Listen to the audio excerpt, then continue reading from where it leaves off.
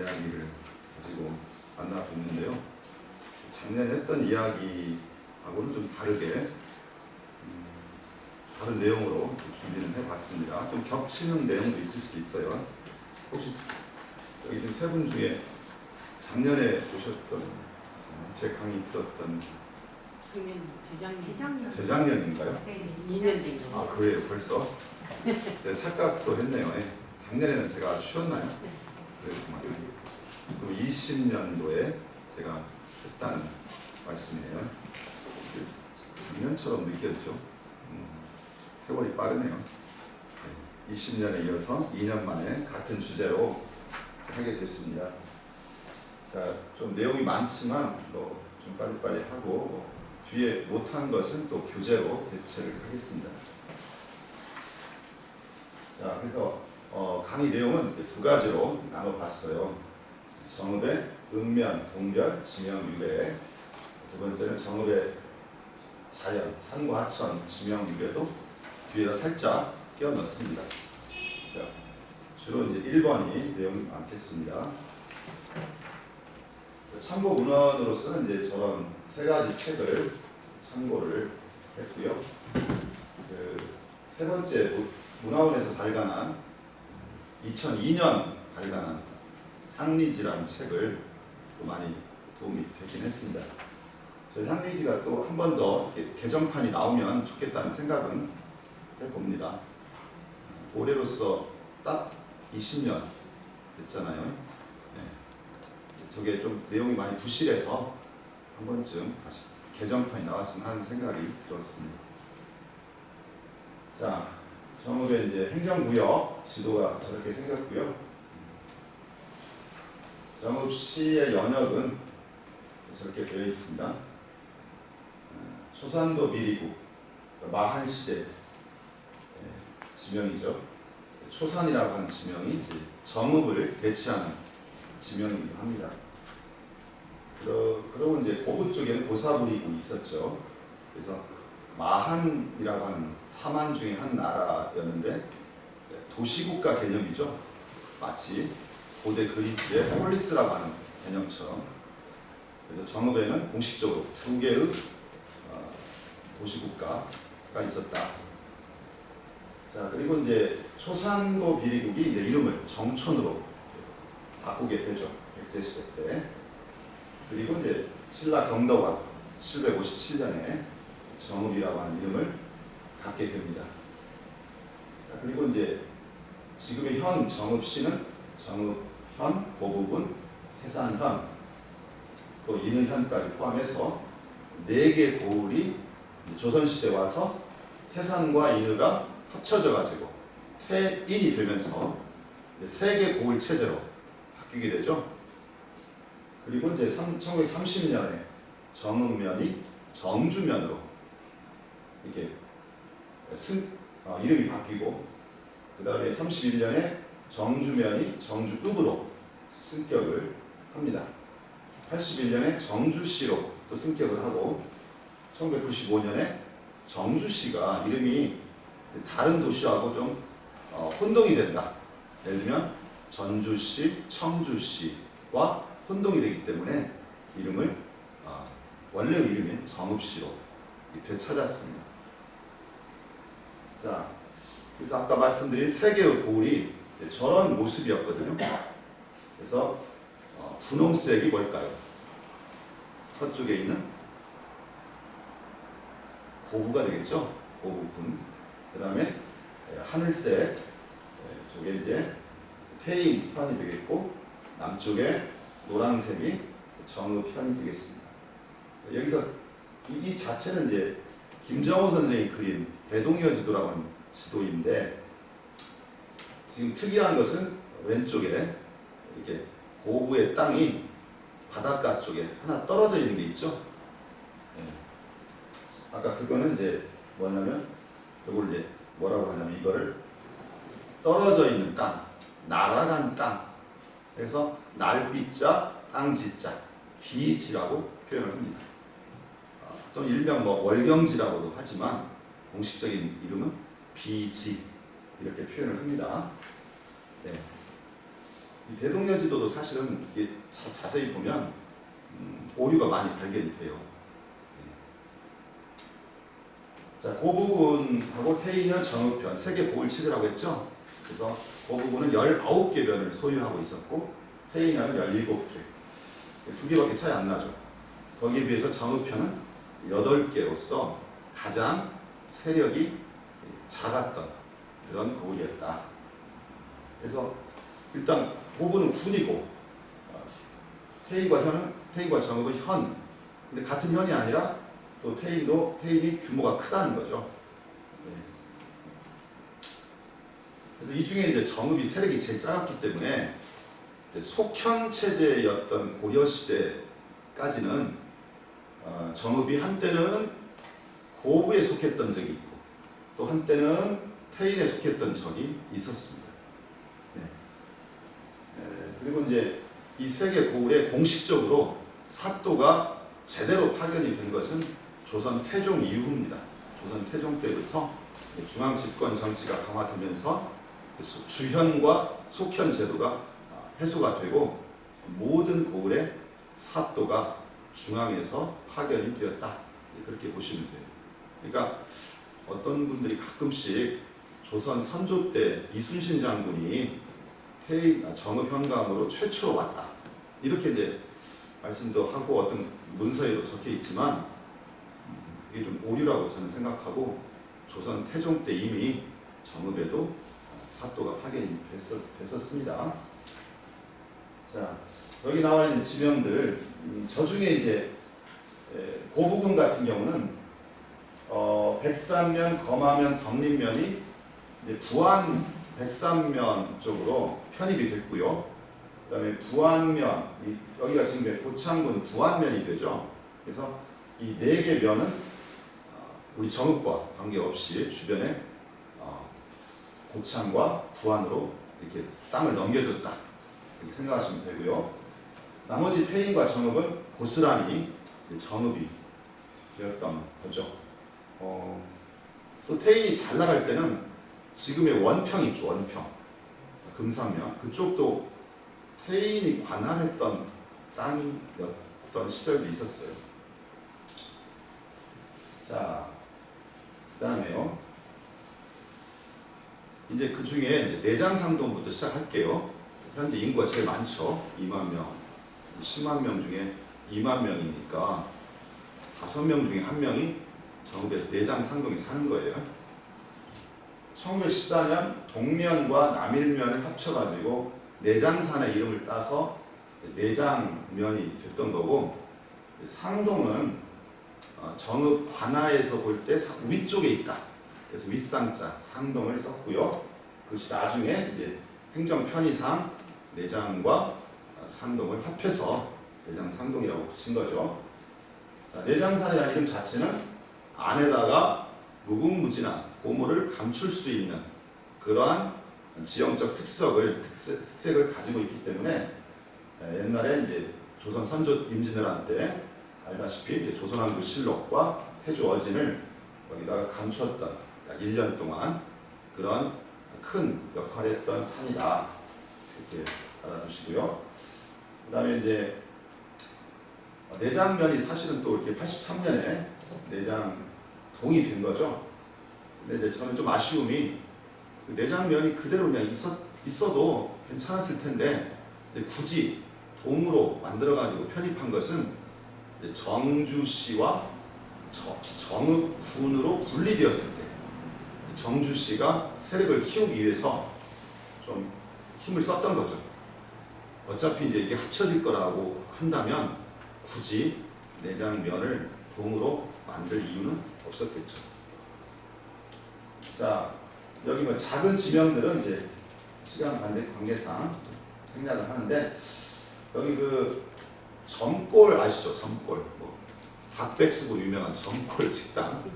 여기가 사실은 점골입니다. 원래는 점골이죠. 지금 점골로 이음으로 바뀌었지만 점이 들어가면 어떤 수공업과 관련된 마을이라는 뜻이 담겨 있습니다. 자, 그 다음에 이제 회령동이라고 하는 지명은 회령고조혈 풍수지리상, 용이 자기가 왔던 길을 뒤돌아본다 이런 뜻인데 정면에 가면 또 회룡리가 있죠. 그래서 같은 풍수적인 의미를 가지고 있습니다. 자, 이게 내장 상동이죠. 여기가 상동 일부고요. 상동은 조금이고요. 전체적으로 내장동이 되겠습니다. 정읍 관하에서 볼 때는 여기가 동쪽에 있었기 때문에 동면이라고 이름을 붙였습니다. 그러니까 이 지도상으로 보면 정확히 동쪽은 아니죠. 대체로 동남쪽인데 여기를 동쪽이라고 생각을 했던 겁니다.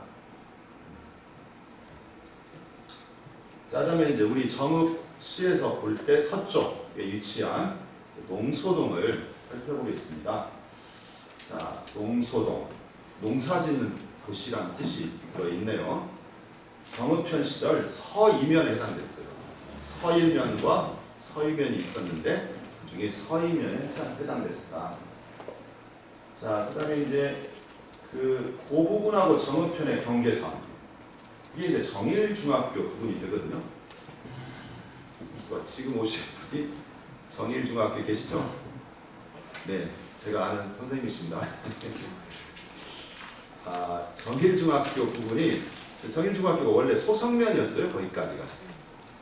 그런데 이제 그게 경계선이거든요. 고부군하고 정읍현. 엊그저께 망부상 위치 가지고 막 학술대 하면서 논란이 됐는데 정읍현과 고부군의 경계선이 그 정일중학교. 사실은 정읍천이 경계선이 돼야 되는데 고부의 힘이 세니까 이게 넘어왔어. 땅을 넘어와가지고 그 정읍현이야 될 땅까지 이렇게 뺏은 거예요. 어찌 보면 그렇게 된 거예요. 그러니까 옛날에 고을의 경계선이라는 것이 꼭 산맥이나 강으로만 경계 짓는다는 그게 큰 원칙이긴 하지만 거기서 벗어나는 경우도 예외적인 경우도 많았다는 거죠. 자, 그래서 이제 농소동에 6개의 법정동이 있어요. 쭉 있죠. 지금 망제동이 옛날 덕천이거든요. 여기에 이제 망부상이 있다고 주장하는 일부 학자들이 있어서 문제가 됐지만, 그래서 이 공평동, 옛 소성면 지역이죠. 정일동이라고 나중에 이름이 이제 여기가 바뀐 거예요. 이렇게. 흑암동, 용계동, 공평동을 합해서 정일동이라고 이름을 지은 거예요. 근세에 와서. 그래서 이 이름 때문에 정일초등학교, 정일중학교라는 말이 생긴 거예요. 원래 정일초는 용계동의 이름을 따서 용계초등학교라고 했어요. 원래는. 정일중학교 여기서 나온 말이에요. 지금은 이제 원래는 정일여중인데 이제 남녀공학에 따라서 최근에 정일중학교로 바뀐 거고요. 그래서 98년에 이제 다시 행정 편의상 농소동과 정일동이 합쳐져 가지고 농소동이 돼버린 거죠. 정일동을 합쳐가지고. 근데 지금 공식적으로 정일동이라는 말이 사라졌어요. 참고로 이 공평동은 왜 공평동이냐? 여러분 그 상평동과 하평동 들어보셨죠? 상평리, 하평리. 하평리를 해평리라고도 부르는데 그건 이제 발음상 편의 때문에 그런 거고요. 그래서 상평과 하평 가운데에 위치한다. 가운데. 그 뜻이 공평이에요. 공평. 정말 공평하죠. 양쪽에서 가운데 있기 때문에 공평. 자, 그 다음에 이제 정읍천에 있었던 유명한 정자들을 소개하면 초강정이라고 하는 공평마을 그 부분에 있었는데 정력을 할 때 김준이라는 사람 이분이 세운 정자라고 알려져 있습니다. 김준은 참고로 언양김씨이죠. 그다음 이심정은 이제 해방 이후에 최근에 만들었다고 아까 말씀을 해주셨는데 공평동 그 목련아파트 건너편 그 소년봉이라고 사실은 소누운봉을 소년봉이라고 표현한 거죠. 그래서 여기 이제 우리 박만환 선생님의 후손이 오셨는데 이 영주정사라고 하는 근대적인 학교 거기 다녔던 학생들이 여기서 나라가 이제 망하자 위대한 제국이 망하자 그 슬픔을 가눌 길이 없어서 여기서 이제 망국제라고 하는 그런 모임을 가졌던 적이 있습니다. 거기에 이제 우리가 알고 있는 백정기 선생이라든가 또 인천 김성수라든가 이런 분들이 학생 시절에 여기에 같이 의기투합을 했던 거죠. 자, 그다음에 척신정은 이 망제동 네오마을 덕천공단 그 근방이죠. 부안 김씨 김점의 어떤 유적이 남아있는 척신정. 아까 이 심정은 마음을 기쁘게 한다는 뜻이고, 척신정은 마음을 씻어낸다. 우리가 세척할 때 척자입니다. 더러운 마음을 씻어낸다. 그런 뜻이고, 영파정은 이제 뭐 그림자, 비출 영자를 쓰는데, 이거는 이제 그 파도할 때 파자, 물결 파자 쓰고요.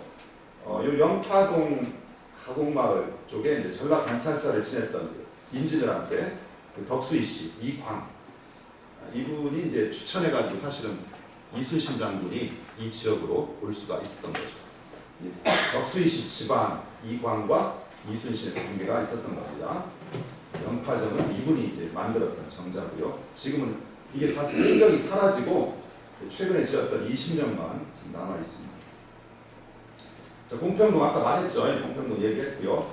하평을 해평이라고도 지역민들은 발음하고요. 공룡과 야룡, 용이 엎드려 있다고 해서 공룡, 야룡은 이제 들판에 있다고 해서 야룡. 지금의 그 정일 중학교 그 부근이 이제 야룡이 되겠죠. 그다음에 흑암과 현암 같은 뜻인데 이제 사람들이 거물 흑자보다는 거물 현자를 선호하기 때문에 현암 다원도 있고 현암 마을로 이름을 바꾸기도 하죠. 그다음에 망제동의 구례마을, 여기가 또 하나의 망부석 전설이 전해져 내려오는 여시바위가 있습니다. 비녀골이라고 하는 비녀, 여자들이 쓰는 그 비녀골이 한자로 옮겨지면서 부례라고 하는 이름으로 바뀌었습니다. 한자가 되면서 농소라고 하는 지명은 조선시대 농사 짓는 장소, 이게 이제 있었다고 해서 농소라고 했고요. 여기가 지금은 삼보평야가 있는 거죠. 이곳에 현재 농어촌 공사가 있기 때문에 농어촌 공사 정읍지사죠. 적절한 위치라고 생각이 듭니다. 자, 이게 농소동입니다. 농소동. 과거에 여기가 정일동이었죠. 이거를 다 포함해서 농소동이라고 합니다. 다 포함해서. 자, 이제 상교동으로 갑니다. 자, 역시 상평동과 과교동의 이름을 합쳐서 상교동이라고 했고요. 호남선 철도를 기준으로 대체로 동쪽이 과교동이 되고 그 서쪽이 상평동이 됩니다. 9개의 법정동을 갖고 있어요. 쭉 있고요. 용산동은 옛날 내장면이었고 신정동은 옛날 이방면이었어요. 조선시대 정읍편에서 서이면과 남일면을 합한 지역입니다. 과교라고 하는 지명은 과목할 때 과자에 다리교자잖아요. 이걸 이제 발음을 강하게 하다 보니 깨따리가 됐죠. 깨따리. 우리가 먹는 그 참깨, 들깨 할 때 그 깨는 아닐 건데, 이 과다리가 변해서 됐을 건데, 여러 가지 설이 있지만 괴다리라고 하는 지명도 되거든요. 괴다리가 왜 괴다리냐? 그 앞에 이제 옥녀봉이라는 봉우리가 있는데, 옥녀가 검은 고를 타는 옥녀 탄금형 그런 모습이기 때문에 검은 고에는 이 줄을 받쳐주는 괴가 있죠. 그 괴를 이름을 따서 괴다리다. 그러니까 풍수지리로 이제 이거를 설명을 할 수가 있겠죠. 괴에 해당하는 다리다. 그래가지고 괴다리가 이제 과다리로 변하고 과다리가 깨다리로 변했을 것이다. 그런 설이 있습니다. 그 다음에 이제 조월마을 아시는가 모르겠어요. 이건 조리를 닮은 모양이라고 붙여진 지명이거든요. 내조와 외조로 나뉘긴 한데 조리, 지형상 조리를 닮았다. 이렇게 볼 수가 있죠. 자, 이게 이제 상교동이죠. 이게 상교동. 아주 길쭉하게 되어 있네요. 여기가 이제 상평동 쪽이고 이쪽이 과교동, 신정동 길쭉하게 되어 있죠. 자, 이제 수성동으로 갑니다. 사실은 수성동의 원래 지명이 한자로 물소리라고 하는 지명이었다고 해요. 그것이 재성자로 바뀌었는데, 왜 물소리냐? 여기 이제 정읍천의 지류인 조국천이 지나가기 때문에 그 급류의 물소리가 아주 요란해가지고 수성이라고 했다. 지금의 뭐 부영아파트 쪽 그 수성지구 말고요, 이 안쪽 정읍 시내 원래 수성동 지역을 수성동이라는 지명의 유래라고 생각이 됩니다. 그래서 수성리, 선해리, 뭐 이런 구미동, 두산리 이걸 다 합해서 지금 이제 수성리가 된 거죠. 원래는 이 두산리, 마곡리 이쪽은 북면이었어요. 원래 조선시대 때는 북일면이라고 했어요. 북일면. 근데 그것이 수성리로 편입이 된 거죠. 이게 원래 수성동 여기야. 여기요. 여기 시내. 네. 그런데 이제 여기 지금 샘골 터널 통과해서 여기는 원래 북면이었죠. 북일면이었죠. 여기가. 나중에 이제 수성리로 확장이 됐고 수성동이 된 거죠. 네. 자, 이제 시기동 설명드리죠. 원래 뜻이 뭐냐면 말씀대로 장터란 뜻이죠. 장터. 장이 서던 터, 장시가 있어 보시다. 그래서 지금 샘거울 시장 있잖아요. 시기 1동, 2동, 3동으로 나뉘었는데 시기 1동, 2동이 합쳐지면서 3동의 의미가 없어졌죠. 1동, 2동이 합쳐지면서. 그래서 공모를 해가지고 주민들한테 뭘 할 것이냐. 가장 많은 응답이 초산동으로 하자. 아마 두 번째가 남산동이었을 거예요. 남산동, 초산동 두 개 산이 있어요 지금. 근데 그 중에 초산동이라는 지명을 사람들이 선호해가지고 초산동이 된 거죠. 저는 잘 됐다고 생각은 해요. 초산도 비리국이라는 오래된 지명이 있기 때문에. 자, 이게 초산동의 영역이죠. 이게 초산이고, 이게 초산이고, 이게 아양산이죠. 애산이라고 하는데, 여기가 이제 남산이죠. 이게 남산. 이게 남산에 해당되죠. 관하에서 볼 때 남쪽이니까. 서울에만 남산이 있는 게 아니죠. 모든 고을에는 남쪽에 산이 있으면 다 남산인 거죠. 여기가 샘골시장 때문에 시기동이 된 거죠. 여기는. 자, 그 다음에 이제 초산동. 아까 뭐 겹치니까 설명은 가르치지 않겠습니다. 여기가 이제 아까 시기동 시장 전체가 합쳐진 곳이죠. 자, 그럼 연지동 소개하죠. 연방주기에서 연지라고 하는 지명이 시작이 있었는데 고려시대 이후에 이 연지가 이걸 이름을 따서 연지원, 나라에서 운영하는 그 파발마다 통과하는 영로라고 하죠. 영로에 이제 숙식을 제공하는 집, 그게 이제 원이죠. 원. 말을 갈아타는 장소는 역이고요. 합쳐서 역원제도인데 연지원이었는데 영지원으로 또 이름이 또 하나가 나타났고요. 그래서 아마 연방죽에서 유래된 걸로 알려져 있습니다. 자, 이 연지동의 영역이죠. 이제 장명동 소개하죠. 정읍 향교가 있어서 명륜동이라고도 하는데 명륜당이 있죠. 정읍 관아가 있던 곳으로 정읍현의 중심, 구도심의 핵심 지역이죠. 장명동, 지금 이제 구룡동까지 포함해서 장명동 사무소에서 관할을 하고 있죠. 제가 생각할 때는 요 명자는 명륜동의 명륜당에서 따온 거고, 장자는 아마도 장승배기, 장승을 세워놨던 장소, 그 장승배기 장자에서 따온 걸로 생각을 합니다.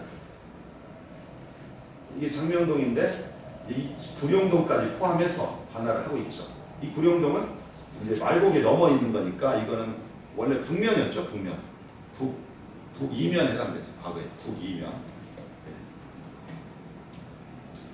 자, 이제 신태인읍으로 넘어갑니다. 동지가 끝나고요. 신태인읍은 역사가 뭐 길지는 않죠. 1914년 신태인역이 생기면서 유래가 됐고요. 원래 태인현의 영역이었고요. 태인현 시절 북촌면, 용산면 이걸 합해서 용북면이라고 했고 용북면이 이제 신태인면이 된 거죠. 자, 북촌면은 지금의 신태인읍이 되겠고요. 용산면은 지금의 화호리 아시죠? 네. 화호리가 면 소재지였어요, 과거에. 그래서 이 합쳐져서 신태인 면이 되고 읍이 되고. 그다음에 이제 태인면 백산리를 신태인읍으로 넘겨줬어요. 사실은 이 백산리 여기서 흰 백자 아닙니다. 잣나무 백자를 써요. 잣나무 백자. 그래서 우리말로는 잔매라고 하는데 이게 원래는 이제 조선시대 인의현의 치소였어요. 인의현의 치소였어요. 자, 여기 신태인에 이제 바꿔 쓰는 말이 서진말이죠. 네. 서진말이 아주 유명한 지명인데 사실은 이게 이제 상서로울 서자를 쓰긴 썼지만 제가 볼 때는 그 마을 중심지에서 볼 때 서쪽에 있다. 서쪽에 있는 어떤 마을이다. 그 서쪽의 의미로 아마 생겨났다고 저는 생각을 하는데 또 이견이 있겠죠. 그 다음에 양괴리, 양촌과 괴동을 합친 말이고요. 우령리, 우렁을 닮은 그 마을이다. 우렁. 한자로 바꾸는 과정에서 우령이 된 거고요. 육리, 숫자 6이죠. 장군이라고 했어요, 과거에. 그래서 화호에 포함됐었는데, 화호, 아까 용산면. 그 화호의 중심지에서 거리가 6마정이라고 해서 육리라고 붙였다고 합니다. 그 다음에 청천리가 있고요. 화호리가 있고. 화호리는 이제 요즘에 근대 문화유산 있어가지고 근대 역사관이 생겨가지고 관심의 대상이 되는데 원래는 이제 수구지가 숙구지로 대표하는데 이 수는 벼를 뜻하는 옛날 말이죠. 그래서 벼가 많이 생산되는 곳 그리고 구지는 지형적으로 튀어나오는 곳, 고지 해서 해가지고 합쳐가지고 수구지가 숙구지로 바뀌면서 이걸 한자로는 개가 잠자는 땅이다.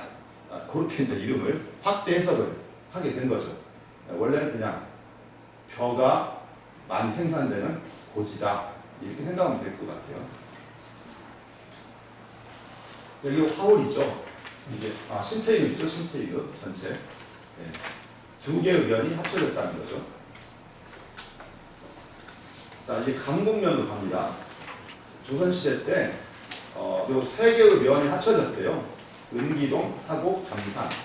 근데 14년에 이제 감산면, 사곡면의 이름을 합쳐서 감곡이 됐는데 영어로 했더니 스위트밸리. 굉장히 예쁘죠.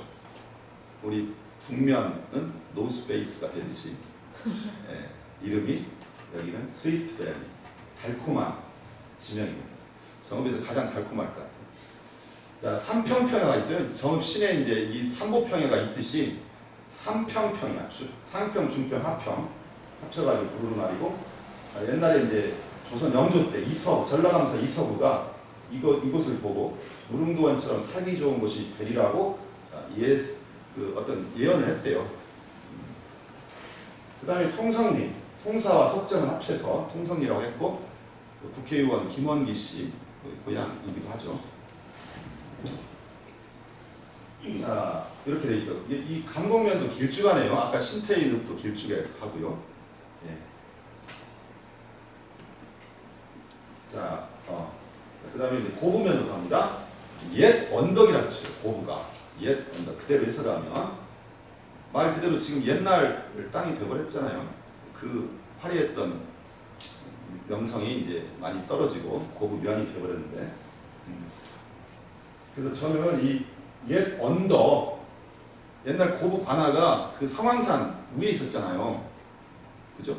나중에 영조 때 이제 그 밑으로 내려왔는데 옛 언덕에 있기 때문에 옛 고부다. 이 고부라고 하는 지명이 참 어울리는 지명이구나 라는 생각을 해봅니다. 고사부리군이라는 단어에서 이제 이게 부자로 바뀐 거죠. 경덕왕 때 고부군이. 이 불이라고 하는 말은 고사부리 조산도 비리. 전에도 말씀드렸듯이 부리, 비리는 백제 계열의 고을을 뜻하는 용어입니다. 신라 계통에서는 이제 설화 벌을 쓰죠. 벌. 백제는 부리, 비리 이런 말 씁니다. 또 고구려는 또 다른 걸 쓰죠. 자, 그러고요. 고구가 가장 잘 나갈 때가 화려할 때가 이때죠. 고려 태조 영주 관찰사를 하게 된다. 그러니까 이 지역의 하나의 중심지였어요. 영주. 그러니까 부숭산이 이제 영주산이기 때문에 그 영주라는 이름을 따온 것 같아요. 그리고 또 이 영주라고 하는 지명이 영원할 때 영자도 관련돼요. 영원. 그러니까 원래 고구의 중심지는 영원에서 시작했기 때문에. 자, 고려 광종 때 이제 안남 도호부를 둡니다. 관찰사에 이어서 이제 도호부로 바뀌는데 도호부는 좀 군사적인 성격이 더 강하죠. 그러니까 이때만 해도 제가 볼 때는 그 바다를 통해서 이제 왜구라든가 외침이 심했던 것 같아요. 그래서 이게 너무 불안하니까 두숭산 안에다가 치소를 두었던 거예요. 이게 이제 안정화가 되면서 군사적 치안이 안정화가 되면서 이게 고려 현종 때 그 두숭산에 있던 치소를 관할을 고구 성황산으로 옮겨요. 낮은 곳으로. 그리고 성황산 안에 있던 것을 조선 영조 때 다시 더 아래 고부초등학교 자리로 옮긴 거예요. 그러니까 이게 높은 데서 이렇게 아래로 내려온 거죠. 또 그 전에는 이제 영원 쪽에 있었고요. 치소가 있다가 이렇게 옮기고 여러 번 옮기는 거죠. 이렇게. 그래서 이제 그 부분이 1914년에 완전 해체가 되면서 고구면으로 격화가 된 겁니다. 여기 영원면 장문이하고 소성면 만수리가 원래는 다른 면이었죠. 영원면 장문이는 무슨 면이었을까요? 영원면. 그다음에 소성면 만수리 이게 고구면으로 편입이 된 거죠. 자, 그리고 재밌는 지명 고구에 덕안이라고 들어보셨나요? 예. 둔덕의 안쪽이라는 뜻이에요. 언덕의 안쪽. 그걸 이제 한자화하면서 덕안 이렇게 된 거고요. 백운리 요즘에 백운 화상으로 네. 좀 뉴스에 많이 나오는데 직지심체 요자 유명하잖아요. 네. 그 직지라고 하는 걸 썼던 장본인이 이제 백운 화상인데 그분의 이제 태생지라고 우리가 막 지금 알리는 작업도 하는데 그 역사적 근거는 약하죠. 다만 이제 이게 지명으로 풀이하면 백운화상. 뭐 백운화 여기서 비롯됐다고 추측은 하죠. 근데 이 백운이 바구니라고 하는 단어가 변했을 것이다. 지형이 바구니 모양이다. 아까 조리 모양도 있었죠. 조리 모양이 조월로 됐듯이 바구니가 백운이 이렇게 변했을 거라고 저는 생각해요. 동의하지 못할 수 있지만. 자, 그 다음에 이제 백운이 용수마을이라고 있어요. 그 눌제 그 들판에 용자 들어간 지명이 엄청 많거든요. 근데 원래 이 용수가 이 용수를 썼어요. 한자로. 이게 수염할 때 숫자거든요. 수염. 수염. 그리고 용이 수염이 있잖아요. 근데 너무 한자가 복잡하니까 물숫자로 바꾼 거예요. 마치 영원 알잖아. 영원면의 영자가 너무 큰 바다 영자가 너무 복잡해. 획수가. 그래서 길영자로 바꾸듯이 복잡한 한자는 다 간단한 한자로 바꿔버려요.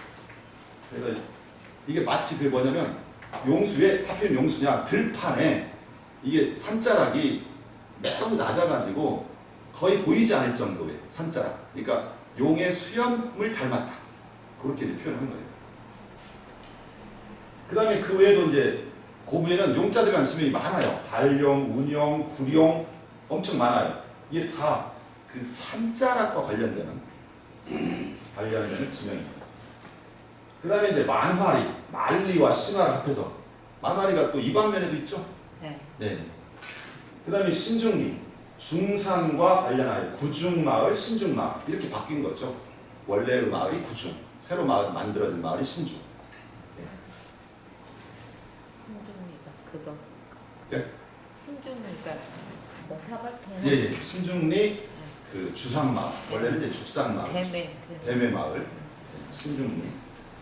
자, 이게 이제 고부면의 경계고요. 자, 덕천면으로 갑니다. 자, 우덕면과 달천면을 합했대요. 덕천면이 됐고요. 망제리가 이제 경주시로 편입되면서 망제동으로 바뀌어버렸죠. 그죠? 자, 그 다음에 도계리가 원래 이평이었어요. 덕천으로 편입됐습니다. 그 다음에 여기 보면 이제 상항리, 하항리, 지금 그 황투현 전적지 있는데, 이 학과 관련된 지명이 많죠. 그래서 제 생각에는 두숭산의 모양이 이게 날개를 펼친 학의 모양이다. 저는 개인적으로 그 두숭산이 가장 잘 아름답게 보이는 곳이 어떤 방향입니까? 여기 참여하신 분들 그 두숭산을 여러 방향에서 보죠. 어느 지역에서 볼 때가 제일 아름다워요? 황새고개 아닐까요? 황새고개? 이게 저는 개인적으로는 이 덕천 쪽에서 바라볼 때, 덕천 쪽에서 바라볼 때가 황토현에서 바라볼 때가 제일 예쁘더라고요. 날개를 쫙 펼쳐고 있는 그 모습이. 산만 보이던데. 그리고 이제 그 황새고개라는 지명도 있거든요. 이제 그 고부에 입산이 그다음. 이 황새란 말이 여기서 나온 거예요. 황새매, 일명 황새매라고. 그 다음에 신월리 손바라기. 이거는 무슨 유적으로 유명하죠? 중산. 우리 증산교. 증산교. 그 증산은 이제 시루증자를 쓰죠. 시루봉이라고. 그래서 여기 갱망리라고 하는데 우리말 손바래기. 선인 독서혈이 있다고 합니다. 풍수상. 그러니까 신선이 앉아서 책을 본 그런 모습. 그래서 원래는 선바래기. 선바래기가 손바래기로 변하지 않았을까. 이런 생각을 합니다. 그 다음에 도계리. 우리 축사가 제일 많은 곳. 정읍에서. 저는 도계리 접근하기 싫더라고요. 너무 냄새가 심해가지고. 혹시 여기 도계리 사시는 분 있나 모르겠죠. 그 도계리.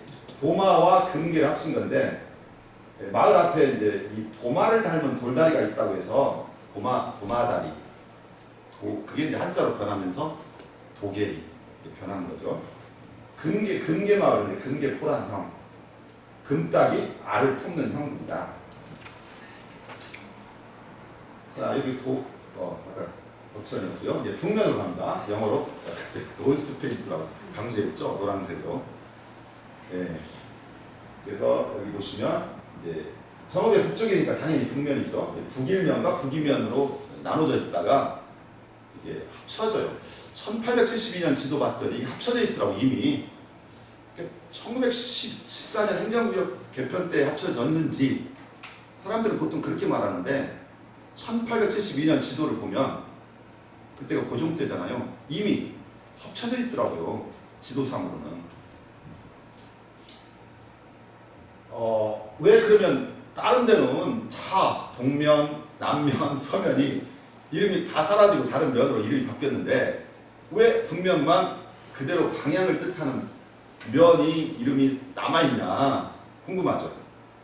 그 이유는 여기 제가 썼죠. 행정구역 개편 때 왜 썼냐? 제가 어디다 썼습니까? 여기 안 썼네요. 그 이유는 특별한 명소가 없어요. 내장산도 없고 칠보산도 없고 그래서 그냥 옛날부터 쓰던 그대로 하자. 그죠? 고민 해결했는데 고민 해결됐어요. 그대로 하자. 그래서 북면이 된 거예요. 잘했어요. 북면 노스페이스. 우리 지금 어르신께서 쓰고 오신 빨간 모자가 노스페이스. 북면에서 만든 우스갯소리입니다. 자, 그래서 이제 북면이 됐고요.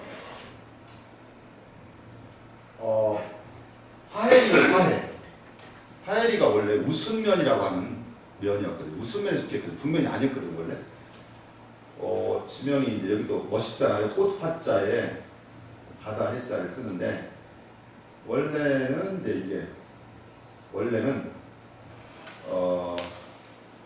화야마을이었고요. 들판의 곳 지역과 관련되는데, 이 곳이 아까 튀어나온 땅이라고 했죠. 바다를 향해서, 물을 향해서. 근데 이 곳이 강한 발음을 일으켜서 꽃이 됐어요. 꽃. 그 꽃이 한자로 꽃화가 된 거죠. 그래서 그렇게 변하지 않았을까 생각을 합니다. 그 다음에 이제 수공급과 관련된 마을이 엄청 많아요. 북면에. 먹점, 노점, 신점촌, 점촌, 갓점. 근데 이거를 마을 사람들이 다 바꿔버렸어요. 왜 바꿨을까요? 점자가 들어가면 왠지 품격이 떨어진다고 생각해. 근데 그 전방인데 선비들이 많아서 간 만드는데 네. 이게 먹점 근데 이제 이런 거. 제가 볼 때는 가게 상점이란 뜻도 예. 우리가 전방할 때 쓰지만 마을 이름에다 쓸 때는 대체로 수공업과 관련해. 수공업. 그래서 보시면 알겠지만 먹을 만드는 곳, 놋쇠, 육이라고 하죠. 놋그릇을 만드는 곳, 이거 점천, 이런 나머지는 이제 어떤 도자기, 사기 이런 거 만드는 곳. 그다음에 갓점은 말 그대로 갓인데 이게 양반들이 쓰는 갓일 수도 있고 그냥 이렇게 세모, 삿갓일 수도 있어요. 근데 대체로 생각할 때는 양반 갓이겠죠. 양반 가신 게 이유가 네. 그 일제 이항 선생 그렇죠. 그 그래서 일제 이항 선생의 그 이제 유학자들이 와서 이제 공부하는 곳이라 네. 이게 필요했죠. 네. 그래서 이제 한자로 바꿀 때 이제 관동, 갓관자를 써서 또 어떤 사람은 이제 삿갓 입자를 써서 입점, 우리 이방산 할 때 그런 것처럼 다 이게 바꿨어요. 다 바꿨는데 하여튼 점자를 기피하는 그런 현상을 우리가 이 대목에서 알 수가 있어요. 그 다음에 이제 복흥리 그 북면 탑성마을에 가면 원래는 와룡마을이거든요. 단간지주가 있죠. 이거 아시죠? 일명 개비석이라고 하는데 6층 탑이 있었대요. 근데 지금은 단간지주만 남아있고 그것도 참 볼품없게 그 마을 돌담 사이에다 끼워 넣어가지고 정말 보기가 안 좋아요. 그걸 어떻게 좀 했으면 좋겠어요. 그 다음에 구령동 구량마을 그 입구에 개비석, 의호비가 있죠? 이 개비석과 이 개비석은 다르죠. 예. 이게 그거예요. 아까 북면 그 복흥리 탑성마을 너무 안타깝죠. 이 소중한 문화재인데 이걸 이렇게 방치하고 문화원 차원에서 한번 이 작업을 해야 할까요? 저거를 저 돌담을 쓸 것이 아니라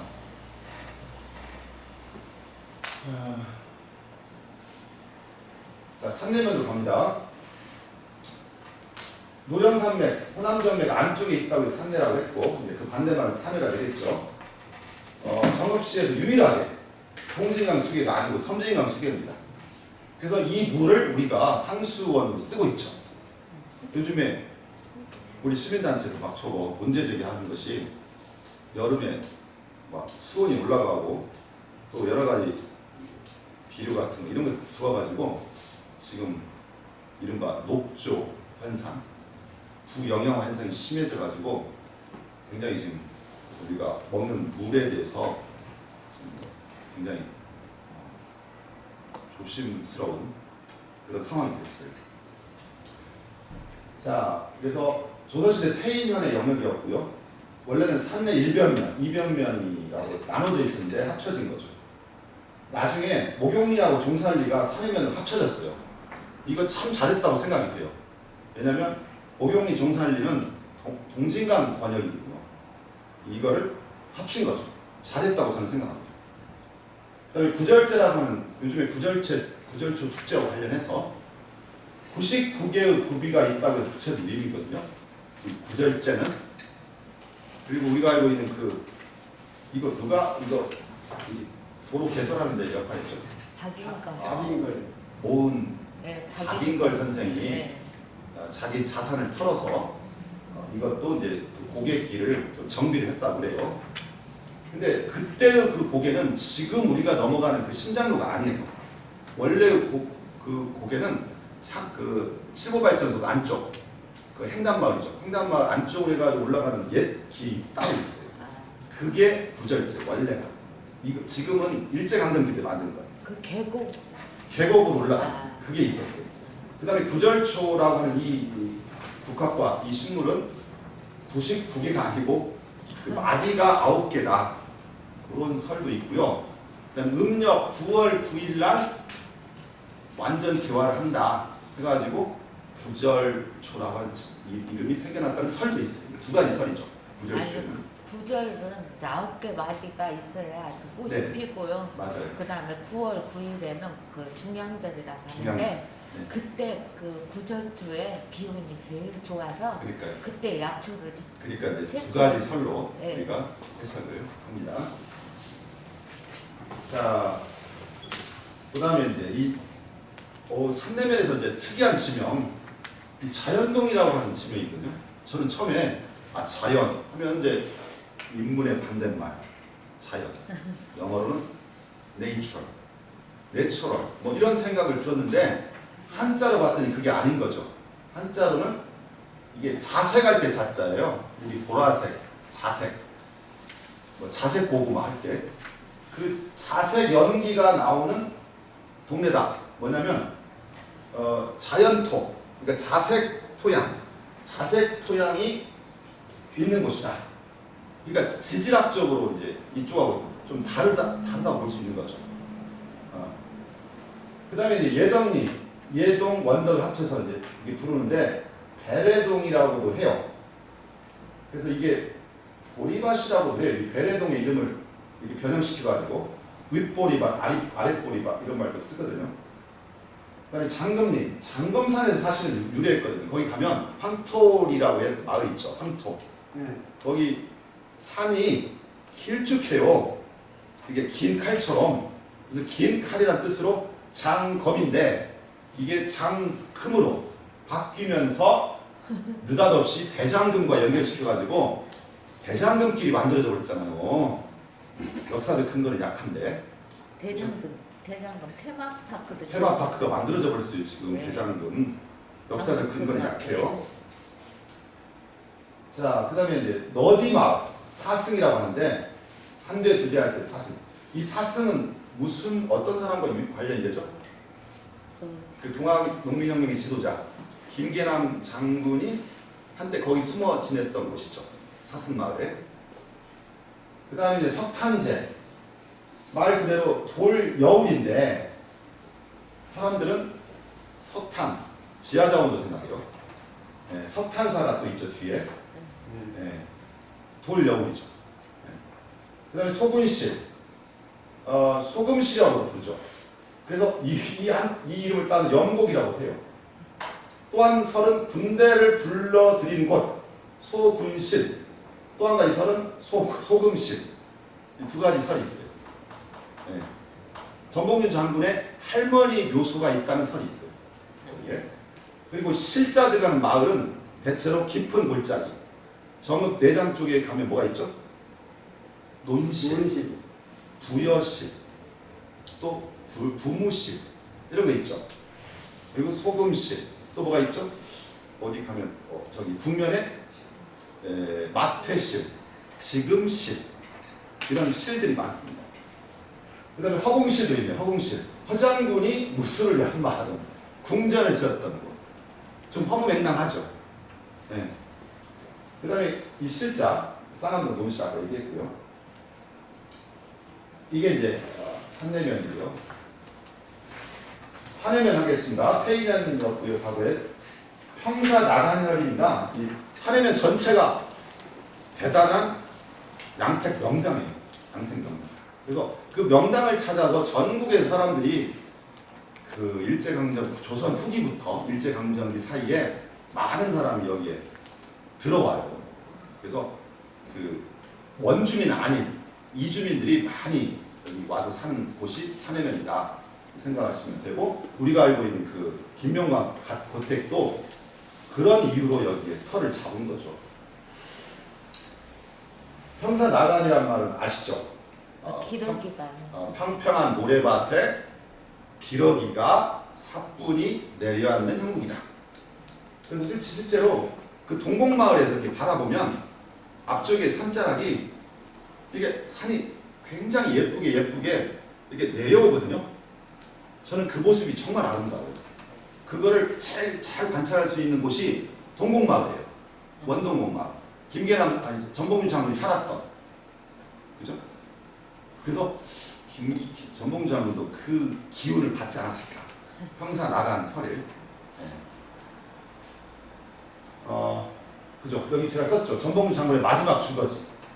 사실은 이평 조소마을이 마지막 주거지가 아니에요. 거기는 불나버리고 동곡마을에 와서 살았어요. 지금 실은 또 김계남 장군의 거주지였죠. 옥녀직금혈에서 따온 말이 지금입니다. 직금이 변해서 지금이 된 거예요. 그 다음에 이제 오곡리. 아까 그 직금은 옷감을 짰다는 거죠. 옷감. 비단을 짰다는 거죠. 그 다음에 오곡리, 진해혈이죠. 진해혈. 김명만 못해. 그래서 오자, 공자가 다 진해 오자, 진해 공자예요. 이제 진해 오자를 다섯 오자로 바꾼 경우도 있지만. 그 다음에 종살리, 여우치라고 하는 지명, 예쁜 지명인데, 그 동물 여우가 아니죠. 같을 여자에 소우자. 소가 누워있는 형국이군요. 소를 닮은, 소와 같은 고개다. 여우치입니다. 평사리 척곡이라는 또 지명이 있거든요. 지난번에 그 몇 년 전에 홍수 났을 때 그 척곡 저수지가 완전 무너져가지고 그 산에 하늘마을 있죠. 거기 다 물바다 됐죠. 그게 척곡입니다. 그 척곡이 이 자척자. 그래서 자실이거든요. 자실, 제실 이렇게 변했습니다. 그다음에 소성면, 소정면과 성포면이 합쳐진 거예요. 그 부분의 영역이었죠. 원래 면사무소가 만수리에 있었어요. 보아리로 이전했죠. 나중에 등계리로 또 이전해요. 나중에 동양리가 이방으로 편입됩니다. 흑암리, 용계리, 공평리를 정주시로 띄워줘요. 그러니까 소성이 지금보다 컸죠. 컸는데 많이 띄워졌어요.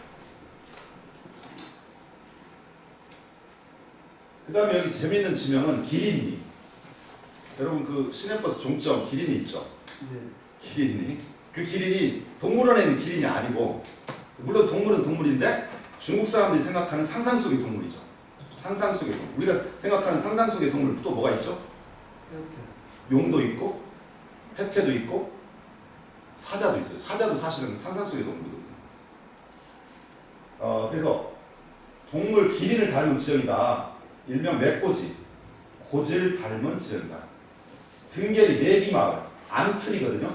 옥녀 직금형입니다. 아까 그 지금실처럼 배틀에 앉죠. 그 다음에 신천이 부안, 날아가는 기러기죠. 갈대를 물고 날아가는 기러기, 비안 함노혈이라고 하죠.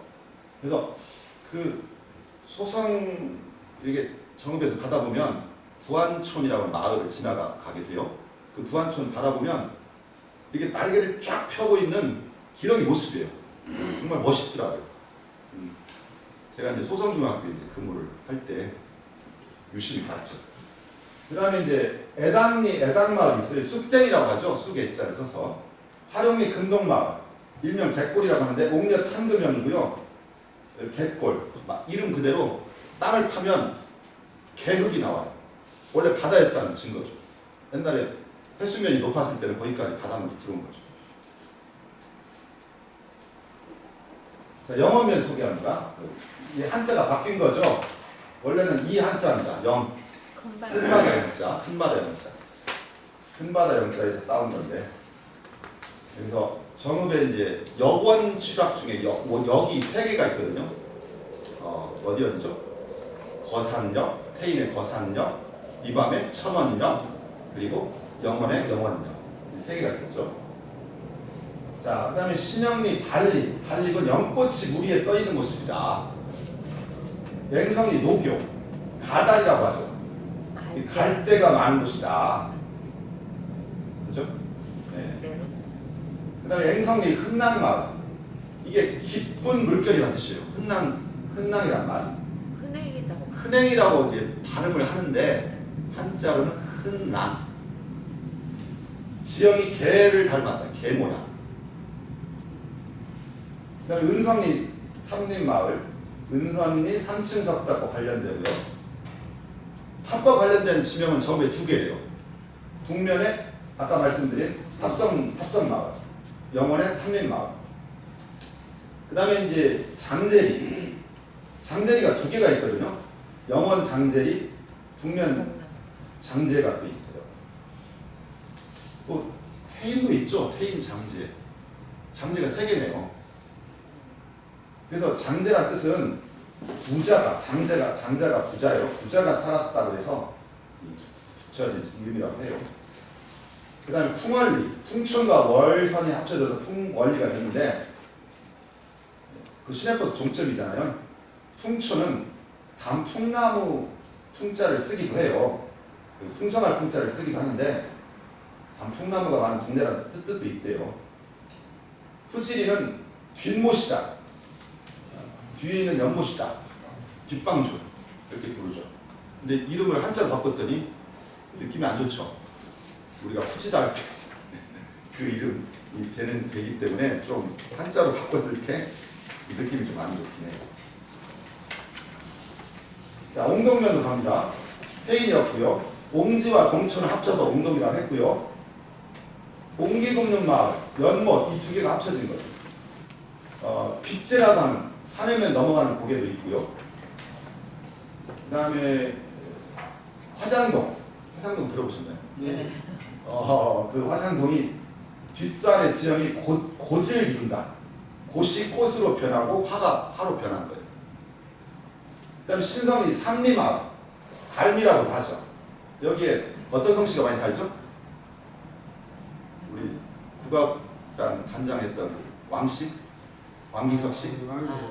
그 다음에 그 레슬링 했던 왕기춘 선수 이런 사람들이 거기 출신이거든요. 왕기춘이 외국 나더니요? 삼리마을 출신인데. 왕기춘이가? 예, 왕씨가. 근데 왕기춘이 할아버지랑은 맥골, 그래요. 예, 맥골이 집이었어요. 그래요. 맥골. 예, 그 말은 지금 구형 2차 아파트. 제가- 그러니까 제가 알기로는 그 왕씨들이 거기 많이 살았다고 하더라고요. 원래 이사를 올 수도 있겠죠. 네. 네. 그래서 산성리 삼리마을은 상리, 중리, 한리가 있어서 삼리가 됐다고 해요. 그래서 갈매기 혈이 있어서 갈미라고 하고 2가지로 부르는 거 아시죠? 그 다음에 산성리 노탄, 산성초등학교 있잖아요. 지금 없어졌지만 산성마을이라고 하는데 그 뒤 산에 산성이 있었다고 해서 산성이기도 하지만 그 앞에 갈대 여울이 있다고 해서 노탄이라고 합니다. 갈대 노자를 쓰죠. 우리 노령할 때. 네. 비안 항노혈입니다. 그 다음에 상산이 저상마을이 있어요. 그 상두산 넘어가면 닭뱀이라고 해요. 닭뱀이.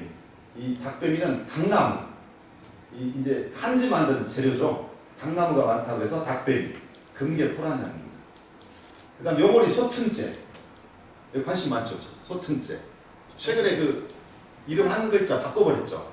예. 원래는 소에다가 시옷받침. 근데 티읕받침으로 바꿨죠. 그거에 대해서 막 사람들이 저한테 많이 물어보는데 솥단지 정자를 쓰죠. 솥단지 정자를 정어치라고 하는데 솥단지 모양이다. 엎어놓은 솥단지다. 복부혈다. 그래서 소튼제인데 이게 소사나올 소자로 바뀌었던 적이 있었죠. 근데 이게 맞긴 하죠. 그래서 마을 사람들이 이걸 바꿔달라고 했어요. 우리는 별로 중요하다고 생각 안 하는데 그분들은 중요하다고 생각을 했나 봐요. 근데 또 한 가지 설은 그 태인 사람들이 원평 시장에 소를 팔고 넘어오다가 산적을 만나가지고 산적이 소판 돈을 털었다. 소판 돈을 털었다. 소턴. 이런 설도 있습니다. 그 다음에 이제 오성 1, 2 제하마을 방중리시라고 하고 사리는 제네마을 방주가 아니라고 합니다. 그 다음에 매정리 매당과 정동을 합쳐서 여기 이제 그 공동막걸리 양조장 있죠. 그 다음에 자신의 아까 척천이 뭐가 있었죠? 척곡이 있었죠. 여기는 척천이 있습니다. 그 우리 그 조선왕조 실록 옮겼던 안의 선생, 그분의 태생지죠. 이평면으로 갑니다. 고북은 영역이었고요. 궁동면, 담내면 합쳐서 이평이 된 거고, 배들이라고 하는 이름을 한자로 바꾸면서 이제 이평이라고 했는데, 실제로 이제 배가 들어왔으면 주평이나 선평이라고 했어야죠. 그런데 먹는 배나무 배자를 써버린 거죠. 배, 리평. 근데 이 지명이 대동여지도에 있더라고요. 위치는 좀 다르지만, 그러니까 어떤 연유에서 이렇게 이름 한자 뜻이 바뀌어버렸는지 그건 잘 모르겠어요. 자, 두질이 말못장터가 유명하죠. 원래는 말못장터죠. 근데 말목장터로 이제 바뀌었다고 볼 수가 있죠. 그다음에 마항리, 여기도 이제 말목이죠. 여기도 말목. 실제로 여기가 말목이죠. 원래는. 근데 이 말못이 말목으로 바뀐 거죠. 자, 오금리 강목동. 이 강목이 붉은 나무, 뿔나무, 북나무가 뿔나무로 바뀌고 뿔이 갑자로 바뀐 거예요. 우리 지금 얼마 전에 바뀐 그 교육장님 계시죠? 네. 성함이 김수구. 네. 김수구. 네, 그분이 고향이 강목동입니다. 자, 그 다음에 이제 창동리 주산마을, 양간다리라고 해서 전봉준 장군이 한때 살았던 곳이죠. 네. 양간다리, 두 다리 사이 위치한 마을이다. 주산이라고. 여기도 주산이죠. 우리가 알고 있는 그 사발통문 만든 그 주산도 있지만, 네. 전국에 주산이 3개 있어요. 또 한 군데 아십니까? 고부의 주산이 있고, 여기 말하는 이평의 주산이 있고, 또 한 군데 태인의 주산이 있어요. 태인의 그 주산은 그 일본 국도에서 바로 옆에 있거든요. 그 주산 마을에서 우리가 알고 있는 최경선 장군이 거기서 의병을 일으켰다는 전설이 있습니다. 자, 그 다음에 이제 재밌는 이름 중에 이 평명리 지지마을이 있거든요. 지지마을, 왜 지지마을이냐? 알지자에 대해 멈출지자 쓰잖아요. 마을이 들판 가운데 있어가지고 지지마을이 있는지 없는지를 몰라. 그 모르는 사람 어떻게 될까요? 지나가요. 이평 소재지에서 이평 중학교 가는 방향이거든요. 그 들판에 지지마을이 있어요. 근데 모르면 지나가 버려요. 그래서 아는 사람만 멈추게 된다. 그래서 알지자 멈출지자. 재밌죠? 아는 사람만 멈추게 된다. 그 지지마을이에요. 옛날엔 지지매라고. 그렇죠. 왜냐면 거기에 보일락말락한 낮은 등성이가 있었겠죠. 그 이제 지지매라고 하는데 거기에 그래서 마을이 들어선 거예요. 우리가 상식적으로 생각할 때 홍수나면 다 물에 잠기겠죠. 근데 절묘하게 안 잠기게 돼 있어요. 약간의 등성이가 있다는 거예요. 그런 마을을 어느 경우에는 뭐 공룡마을, 아까 또 뭐가 있었죠? 야룡마을, 아까 용수마을, 그렇게 이름이 붙여질 수 있는 지역이죠. 자, 그 다음에 이제 2반면으로 갑니다. 자, 여기 정읍편이었고요. 남이면, 서이면 합쳤고요. 이방산 이름을 따서 2반면 됐고요. 봉양리를 또 합쳤고요. 신정리가 정주시로 넘어갔고요. 그 신정리가 다 원래 2반면이죠. 그 다음에 단곡리 차단마을, 재밌는 지명인데 단곡마을 다음으로 생겨난 마을이다. 다음 차자를 썼어요. 다음 차자. 재밌죠? 다음 차자. 우리가 음악에서 뭐가 있죠? 으뜸화음, 버금화음, 이런 거 있죠. 딸림화음, 그런 거 있죠. 네. 그래서 다음 차자를 씁니다. 연월리는 연동과 신월 합친 거고요. 이 연월리는 이제 그 반월 마을도 있죠. 반달 모양을 닮았다고 해서 이제 그렇게 또 해석도 하는데, 예. 그다음에 접지리는 지형이 접가지처럼 생겼다고 해서 붙여진 이름인데, 이제 아쉽게도 그 대흥리까지 사실은 다 포함해서 접지라고 했죠. 그래서 대흥리라고 하는 지명이 이게 숨겨져 버렸어요, 한때.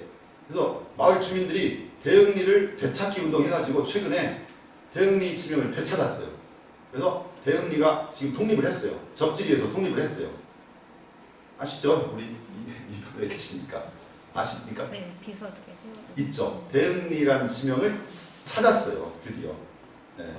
이제는 대응리라고 당당하게 말해도 돼요. 그래서 대응초등학교가 있는 거죠. 자, 그 다음에 또 재밌는 지명이 이 지선리, 어룡포. 아니 웬 내륙지방에 정읍에 포가 있냐. 물론 이제 아까 소선고 성포면 포자가 들어가는데 포자가 들어가면 대체로 바닷가, 바닷물이 들락거렸던 곳이긴 해요.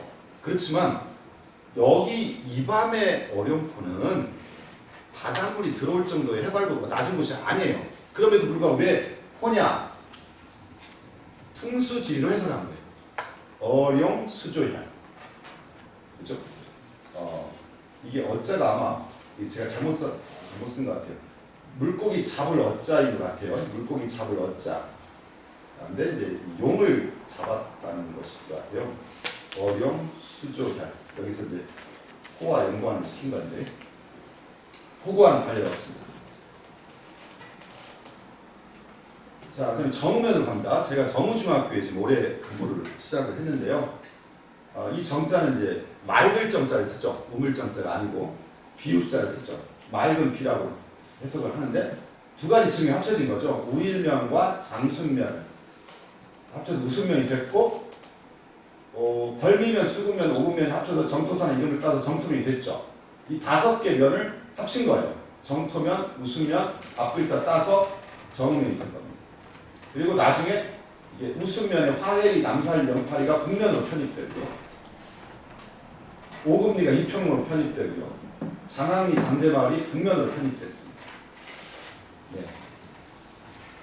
자, 그 다음에 이제 회룡, 아까 회룡이 설명했고요. 괴동이라고 하는 마을이 있어요. 회화나무, 느티나무가 있는 마을인데 사실은 이 괴자를 느티나무 괴자로 해석할 수도 있고 회화나무 괴자로 해석할 수도 있어요.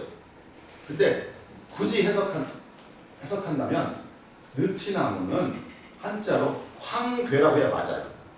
노란색의 괴나무.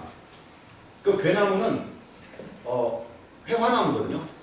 회화나무 중에 노란색 회화나무다. 그래서 누렁색의 눕회나무라고 하거든요. 눕회가 변해서 느티가 된 거예요. 우리 정읍뿐만 아니라 우리나라에서 그 노것으로서 가장 많은 게 바로 이 느티나무죠. 느티나무. 정읍에서 두 번째 많은 건 뭘까요? 정자나무로 쓰이는 나무 중에 느티나무가 제일 많고 팽나무. 두 번째가 팽나무, 세 번째가 왕건나무, 그죠? 요런 정도. 그 외에 왕버드라니까요. 왕벗이 아니라 왕버드나무. 네. 왕버드나무입니다. 네. 왕버드나무, 네. 버드나무라고 하죠. 그 외에도 이제 몇 가지가 있는데 이 세 가지가 제일 흔하죠. 네. 회화나무도 있더라고요. 이쪽 정우나 칠보 쪽 가면. 김명강 호택 연못에도 회화나무 큰 게 있어요. 예, 어디가 있어요? 연못에 네. 연못 가에 심어져. 자, 그 다음에 교촌마을 있어요. 교촌시킨도 있지만 향교가 있었다고 하는데 근거는 없어요. 여기 지금 정의 교촌마을 초강리가 있습니다. 정의에 그 초강역도 있었잖아요. 창남마을 세곡을 걷어서 보관하는 창고가 있었다. 지금 소재지를 말합니다. 우산리 서산마을 서산골과 소산 합친 거고요. 망단마을 비룡 망해혈에서 따온 이름이고요. 우일리 비날리라고 하는데 우일 부곡이 있었던 곳이다. 남산마을 이 남자는 쪽남자입니다. 쪽빛 하늘 할 때. 그래서 칠보면의 남전마을의 남자와 같은 거예요. 남자가. 예. 이 남전마을은 남전사로 유명하죠. 그 조선왕조 실록을 옮겼던 두 선비를 모셔놓은 사당이죠. 네, 남천사. 남천사인가요? 네, 남천사죠. 남전사가 아니라. 그 다음에 화천리. 여기도 이제 곤내인데 원래는 곤내. 곳이 꽃으로 변하면서 화천이 되어버렸다고 생각합니다. 칠부 남전마을이 정순왕께서 태어났습니다. 그렇죠. 네. 남전마을은 단종의 부인 정순왕과 관련됩니다. 자, 그다음에 7보면으로 갑니다. 대시산군이라고 했었죠. 그래서 대자가 태로 변하면서 태산군이 되고요. 그 태산군의 이제 군수를 이제 최치원 선생님이 했죠. 그래서 태산과 인을 합쳐서 이제 태인이 됐고요. 이 합칠 때 이제 그 중간 지점을 잡은 것이 지금의 태인입니다. 그러니까 태인은 1409년에 이제 시작된 거니까 지금으로부터 정확히 600년이 넘죠. 600년 넘었어요 지금. 그러니까 그 당시로 말하면 뉴타운이에요. 뉴타운. 새로운 도시. 혁신도시죠 이쪽에. 그죠? 예. 그 다음에 이제 1914년에는 고현내면과 남촌 일변면이 합쳐져서 됐는데 칠보산 이름을 따온 거죠. 수천리는 이제 수만과 내청을 합친 거고 시산 횡단은 횡단이라고 하는 이름은 공자가 은행나무에서 제자를 가르치던 거. 행자는 원래 살구나무 행자인데 이거를 또 은행나무 행으로 해석도 하죠. 근데 여기서 말하는 횡단은 은행나무를 뜻합니다. 그러니까 행하면 살구나무인데 앞에다가 은색을 띤 살구나무 같다 해서 은행이라고 한 거예요. 은행과 행은 다른데 같이 쓰는 경우가 많습니다. 요즘에는. 그래서 금봉동 가시면 그 행정마을 있죠. 예. 행정마을. 거기 살구나무 정자. 거기는 살구나무 의미로 씁니다. 같은 행정이지만 또 저기 옹동면에도 행정마을이 있어요. 옹동면 행정마을에는 회화나무가 있거든요. 그 행정과 이 금봉동 행정은 좀 달라요. 자, 그 다음에 태이면으로 갑니다. 군내면, 인공면을 합해서 이제 태이면이 되는데, 태인현의 중심지였고요. 고린면이 해체되면서 이 네 개를 합쳤어요. 그리고 백산리는 내주고요. 거산리는 거미처럼 생긴 산이 있어서 붙은 이름입니다. 이 거산이. 거산역이라는 다리 이름도 있잖아요. 거산역도 있고요. 오류리는 5개의 버드나무가 있다고요. 왕버드나무거든요. 아까 말씀드린 그것이 정자나무로 쓰이는 왕버드나무가 있어서 오류가 된 겁니다. 원래는 태인인데 지금 북면으로 편입이 됐어요. 근데 이게 웃기죠. 원 오류만 북면이 오고 나머지 오류리는 그대로 태인에 있거든요. 태인에 오류리가 있고 북면에 오류 마을이 있어요. 분리가 되고 있어요. 그 다음에 태설이 주산마을. 아까 제가 주산마을 설명했죠. 최경선 장군. 장구 지역에 해당됩니다. 배의 모양입니다. 배의 모양. 네. 최경선 장군을 그 옆에다 써도 좋아요. 최경선 장군. 이렇게 아까 태인도 엄청 길죠. 이렇게 모양이 아주 길게 이렇게 돼 있어요. 자연과 관련된 지명을 살펴보도록 하죠. 아까는 이제 행정구역, 마을 이름을 중심으로 살펴봤는데요. 먼저 이제 가장 정어감이 떠오르는 자연환경 하면 이제 내장산 있잖아요. 아까도 조금 언급을 했지만 그 골짜기가 깊어서 많은 것들을 보관하고 감출 수 있다고 해서 이름을 내장산이라고. 참으로 절묘하게 이름을 지은 것 같아요. 원래는 이제 영은사의 이름을 따서 영은산이라고도 했어요. 지금의 그 내장사 사찰 있죠. 거기를 과거에는 영은사라고 불렀어요. 영은사. 그러면 진짜 내장사는 어디냐? 진짜 내장사는 지금의 병련암. 병련암이 네. 영을사니까 언제 되겠지? 그렇죠, 그렇죠. 그래서 거기를 원래 영은 병련암이 이름이 아니라 원래 거기가 내장사. 원래 거기가 내장사이지. 그 내장사 사찰이 높은 데 있다가 낮은 데로 내려가면서 이제 내장사가 이사를 가버리니까 거기가 이제 고내장이 되버린 고내장. 옛날 옛 내장. 그래서 이름을 옛 고자 고내장 이렇게 붙였고 이제 암자 사찰 수준에서 암자 수준으로 이제 격화가 되는 거죠. 그래서 병련암. 이렇게 이름이 바뀌게 된 거죠. 그래서 풍수적으로 생각하면 지금의 내장사도 굉장히 좋은 자리거든요. 다만 불이 너무 자주 나다 보니까 요새 그 자리가 좋지 않은가 보다라는 그 주장이 있거든요. 화기가 있다고. 화기, 불기운이 거가 있는데 애초에 땅을 잘못 고른 거 아니냐. 근데 제가 볼 때는 그 두 개의 골짜기가 딱 만나는 합수 지점이거든요. 그래서 자리는 괜찮아요. 근데 이제 거기서 바라볼 때 옆에 설해봉이 보이거든요. 이렇게 바라보면 왼쪽에 그 설해봉의 모습이 뾰족뾰족 하잖아요. 그게 불꽃 모양이거든요. 그 불꽃을 기운을 죽여야 되는데 못 죽인 거죠. 제가 볼 때는. 근데 이제 서울 같은 경우도 이렇게 뾰족뾰족한 산이 있어요. 서울 경복궁 왕이 바라볼 때 뾰족뾰족한 산이 뭐겠어요? 남쪽에 저 멀리 남산보다 더 멀리 어디겠어요?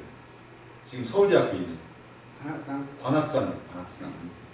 그 관악산의 모습이 불기운이에요. 그게 불화자를 닮은. 그래서 그 불기운을 잠재우기 위해서 경복궁 그 앞문 광화문이죠. 광화문 바로 앞에다가 뭐를 설치했어요? 아까 상상 속의 동물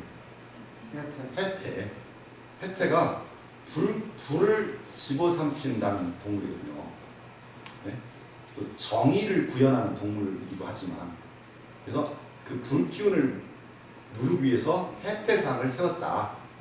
그렇게 보거든요. 그러니까 내장산 자찰 앞에다가도 그 해태상을 좀 세워야 되지 않을까라는 생각을 해요. 자, 그리고 이제 아까 제가 처음에 말씀드린 그 병련암, 고내장, 거기가 진짜 연장이에요. 그 맞은편이 이제 연자봉이라는 봉우리가 있죠. 예. 연자봉에서 바라보면 그가 푹 들어간 분지 지형이거든요. 그 병련암 있는 곳이. 그래서 이거를 연소혈이라고 해요. 제비 연자, 두무리 소자. 제비 두무리처럼 아주 아늑한, 푸근한 그런 모습이다. 그 자리가 참 좋거든요.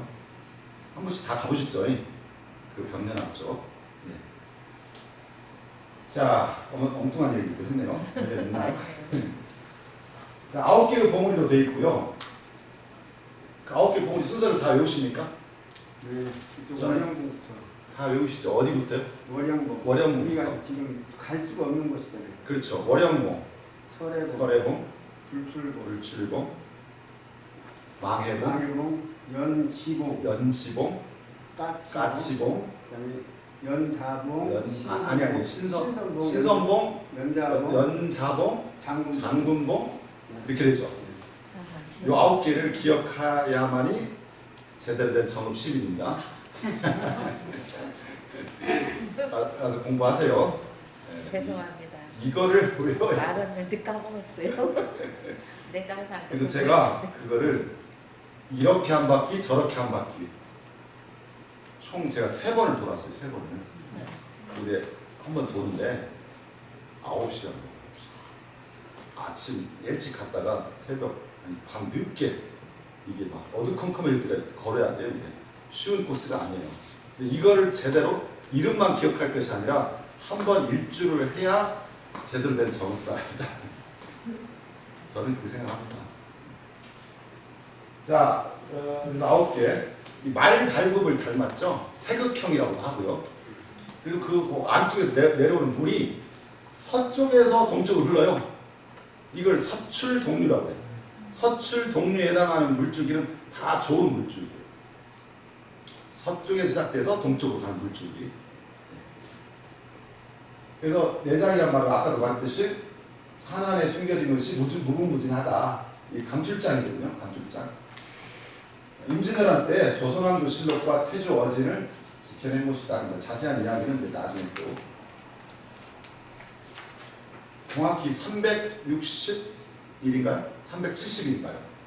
372. 370일로 제가 기억하는데. 네, 그 정도. 네. 제가 조선왕조실록과 관련해서 이 문화원에서 주관해가지고 그 경기전에서 여기 영구람까지 걷기 했거든요. 두 번 다 제가 참여를 했고요. 정말 여기 김용년 그때 자부심을 느껴요. 우리 김용년 사무장님의 협조하에 두 번 걸었거든요. 이제 더 걸으라면 못 하겠어요. 제가 너무 힘들어가지고 한 70km가 넘더라고요. 거의 70km를 이틀에 걸은 거예요. 좀 무리가 되겠네. 무리가 됐죠.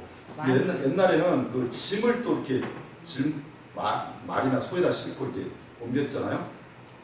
예상컨대 거의 5일 걸렸던 것 같아요. 5일 이상. 어떤 길도 사람은 지금 길이 아니고 또 그쵸. 소리길로 걷고. 아주 그 소로로 네. 걸었기 때문에 그래서 그거를 추측해가지고 두 번 걸을 수밖에 없었어요. 저희가 한 번은 저쪽 전주 평화동길 해가지고 그 구이면 산회면 이렇게 7보면 이렇게 한 번 걸었고요.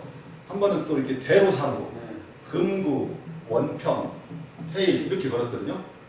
근데 전문가들의 해석은 큰 길보다는 작은 길로 걸었을 것이다. 왜냐하면 적에게 노출될까 봐. 그죠? 그래서 소로로 걸었던 첫 번째 저희가 걸었던 길이 진짜 길이 않았을까 이런 시간은 생각. 몇 시간씩 걸렸어요? 저희가요 네. 아침부터 소로가 조금 더 걸리죠? 걸려요. 힘들고 더 힘들고 그래서 더 많이 힘들었던 것 같아요. 첫 번째. 자 이렇게 했고요. 그다음에 두승산으로 갑니다. 자, 두 번째로 이제 우리 정읍 유명한 산이죠. 두승 이제 곡식의 부피를 재는 단위죠. 말 두자에 되승자. 열 되가 모여야 한 말이 되고 열 말이 모여야 한 가마가 되죠. 한 석이 되는데 아까도 말했죠. 이 영주산 일명 도순산, 영주산 이게 도교적 의미거든요. 네. 황쇠매라고 해요. 황새를 닮았다고 해요. 황새 고개도 있고요. 자, 부안군의 변산, 복례산이라고 합니다. 고창의 광장산 이 세 개를 합쳐서 삼신산이라고 해요. 물론 여기 우리 백항마을 이방 순정동 거기에 삼신산도 있죠. 삼성산이라고 해요. 그 삼신산도 있지만 일반적으로 이 세 개를 합쳐서 이제 세 개의 신령스러운 산이다 이렇게 표현을 합니다. 9개의 봉우리 여기도 9개 봉우리거든요. 여기 9개 봉우리는 뭐 이름 없는 봉우리도 있으니까 이걸 다 외울 필요는 없고 여기 이제 최고 봉우리에 돌로 깎아서 만든 말 석두 석승이 있습니다. 이거는 역사가 뭐 오래전은 아니에요. 이게 있어요. 근데 여러 가지 이름을 해석해요. 학자들마다. 근데 저는 최근에 이렇게 해석했어요. 둘을 북두칠성의 의미로 받아들이죠. 북두칠성. 도교적 의미니까. 그 다음에 승은 이게 되승이긴 하지만 오를 승과도 한자가 좀 비슷하거든요.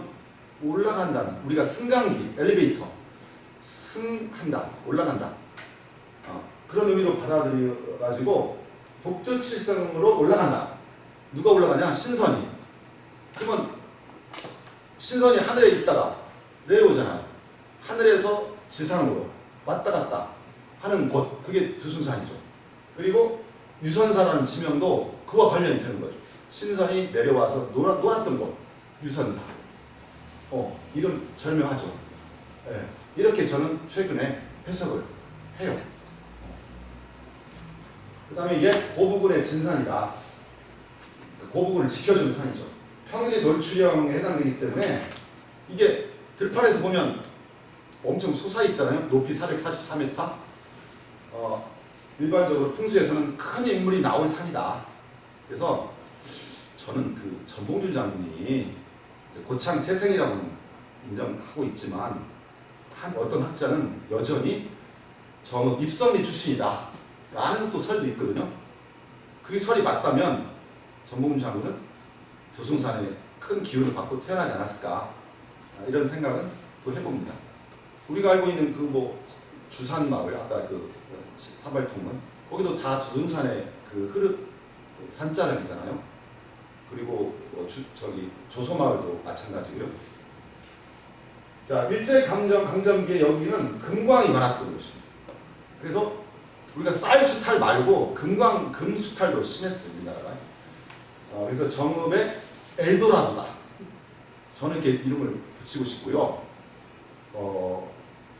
그 장봉선 씨가 쓴 1936년 정읍 분지에도 고구는 두승산 고구 여기를 이제 금광이 많았던 곳이다 이렇게 표현을 또 해놨거든요.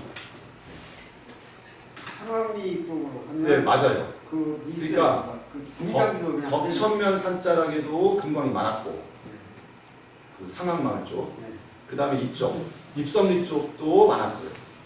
그래서 그 중에 한 곳 폐광을 이용해서 저 6.25 사변 때그 우익 인사들을 거기다 집어넣고 집단 학살했잖아요. 이상 입좀 있고요. 예.